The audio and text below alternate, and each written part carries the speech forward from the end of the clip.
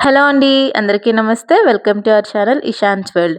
ఈరోజు నేను చూపించే రెసిపీ ఎగ్‌లెస్ మలాయ్ కేక్. చాలా సింపుల్‌గా ఇంట్లో ఉన్న వాటితోనే ఈజీగా చేసుకునే ఈ రెసిపీని పిల్లల దగ్గర నుంచి పెద్దవాళ్ళ వరకు అందరూ ఇష్టపడతారు. ఒక్కసారి టేస్ట్ చేశారంటే మళ్ళీ మళ్ళీ తినాలనిపిస్తుంది అని అంటారు. ఇంకిప్పుడు లేట్ చేయకుండా ప్రాసెస్ అయితే చూసేద్దాం. అంతకన్నా ముందు మన ఛానల్‌ని ఫస్ట్ టైమ్ చూస్తున్నట్టయితే వీడియోని లైక్ చేసి సబ్స్క్రైబ్ చేసుకోండి. ముందుగా ఒక బౌల్ తీసుకుని దాంట్లో అరకప్పు పెరుగు వేసుకోండి. తర్వాత అరకప్పు పంచదార కూడా వేసుకుని రెండు కలిసేలా విస్కర్‌తో కంటిన్యూస్‌గా బాగా కలుపుకోండి. చూస్తున్నారు కదా, పెరుగు పంచదార కలిసి మనకి ఇలా క్రీమీ టెక్స్చర్ లాగా రావాలి. ఇప్పుడు దీంట్లో ఒక పావు కప్పు ఏదైనా ఫ్లేవర్‌లెస్ ఆయిల్ కానీ బటర్ లేదా ఘీ వేసుకోండి. నేనైతే ఇక్కడ సన్‌ఫ్లవర్ ఆయిల్ వేసుకున్నాను. ఆయిల్ వేసుకున్న తర్వాత ఒకసారి అంతా కలిసేలాగా బాగా కలుపుకోండి. ఇప్పుడు దీంట్లోకి ఒక కప్పు పాలు పోసుకుని మళ్ళీ ఒకసారి పెరుగు, పంచదార, పాలు అన్నీ బాగా కలిసేలాగా కలుపుకోండి.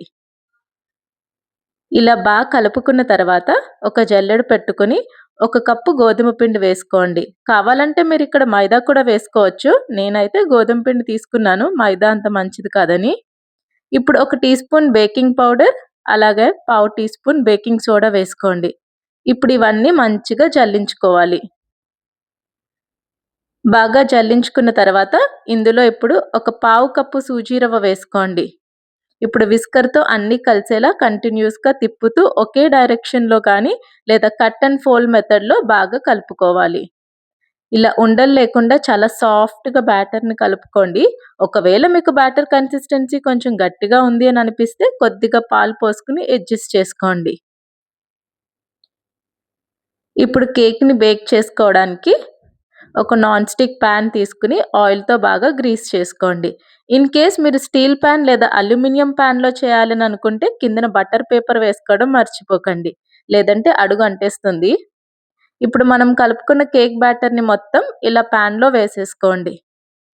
ఇప్పుడు కేక్‌ని బేక్ చేసుకోవడానికి స్టవ్ ఆన్ చేసుకుని ఒక ప్యాన్ పెట్టుకుని వేడైన తర్వాత కేక్ ప్యాన్ పెట్టుకుని మూత పెట్టి లో టు మీడియం ఫ్లేమ్‌లో ఒక 20-30 నిమిషాల పాటు కుక్ చేసుకోవాలి. టైం అనేది కొంచెం అటు ఇటు అవ్వచ్చు. మధ్య మధ్యలో ఒకసారి మూత తీసి చెక్ చేసుకుంటూ ఉండండి. మనం ఫోర్క్‌తో ఇలా గుచ్చి చూస్తే ఏం అంటకుండా ఉంది అంటే మనకి కేక్ అనేది పర్ఫెక్ట్‌గా బేక్ అయిపోయినట్టే. ఇప్పుడు స్టవ్ ఆఫ్ చేసుకుని కేక్‌ని కొంచెం సేపు చల్లారిన తర్వాత ఒక ప్లేట్‌లోకి తీసుకుని పక్కన పెట్టుకోండి. ఇప్పుడు మలాయ్ కోసం పాన్‌లో ఒక 2 స్పూన్ల కండెన్స్డ్ మిల్క్ వేసుకోండి. ఒకవేళ మీ దగ్గర కండెన్స్డ్ మిల్క్ లేకపోతే దాని ప్లేస్‌లో ఒక పావు కప్పు పాలుకి 2 స్పూన్ల పంచదార, ఒక స్పూన్ కస్టర్డ్ పౌడర్ వేసుకుని కూడా చేసుకోవచ్చు. ఇప్పుడు లైట్‌గా కండెన్స్డ్ మిల్క్‌ని ఫ్రై చేసుకున్న తర్వాత ఒక కప్పు పాలు పోసుకోండి. పాలు పోసుకున్న తర్వాత కండెన్స్డ్ మిల్క్‌లో పాలు బాగా కలిసేంత వరకు కలుపుకొని ఇప్పుడు ఇంకో అరకప్పు పాలు పోసుకోండి. ఇక్కడ మొత్తం నేను 1.5 కప్పుల పాలను తీసుకున్నాను.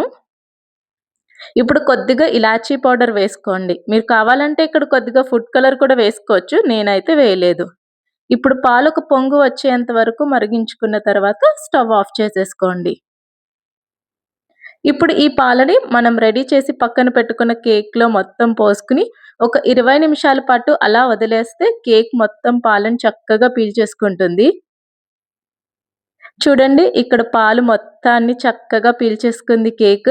ఇప్పుడు పైనుంచి సన్నగా కట్ చేసుకున్న బాదం ఇంకా క్యాష్యూస్‌ని వేసుకుంటే మన జ్యూసీ మలాయ్ కేక్ రెడీ అయిపోతుంది. చూసారు కదండీ! ఎలాంటి హడావిడి లేకుండా చాలా ఈజీగా ఇంట్లో ఉన్న వాటితోనే చేసుకునే ఈ రెసిపీని మీరు కూడా ఒకసారి ట్రై చేసి ఎలా అనిపించిందో కామెంట్‌లో చెప్పండి.